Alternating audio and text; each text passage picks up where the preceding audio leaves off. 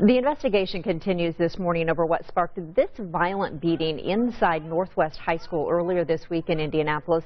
The principal at the school says the male student seen attacking the girl has been dealt with, but would not elaborate on the discipline. Investigators aren't certain yet what started the fight, but still so many questions as a result of this violent video. It sparked a lot of talk about violence among teenagers and what some triggers for students. So to find out more about this, joining us this morning is Renae Azziz, a trained school psychologist and child behavioral specialist. Thanks a lot for joining us, Renae. My pleasure. Now, we're still waiting for some specifics on, and we may never find out, depending upon the privacy of the situation, but what is your sense of some of the reasons that contribute to the amount of fighting that goes on and to the severity that we're seeing? Right. So the good news, if there is any, is that our schools really are not filled with lots of violence.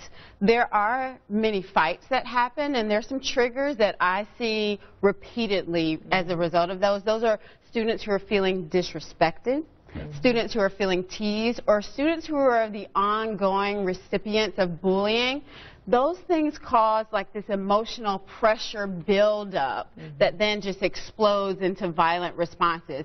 And anger is always kind of that Band-Aid emotion that we use to cover up other emotions. So, but usually those three things are triggering fights that we see in schools. What would you say to, maybe how do you counsel parents? I know my 13-year-old stopped and took note of that video when it was aired on the news. So you don't want them to get the sense that when you have that anger, this is how you deal with it. What's some advice for parents? So I think for parents, we really need to watch for some warning signs. So the first could be changes in our children's personality. Or do we find them more irritable or more sad? Changes in their appetite or sleep patterns. Kids who are stressed out and prone to anger could be sleeping more or less than usual. And then the third thing I think is changes in their social interactions. So maybe they're not engaging in kind of these social experiences that they once engaged in. Those are all warning signs for us as parents to really step in and start connecting with our children by asking some kind of open-ended questions so we can really understand what they're thinking, feeling, and experiencing.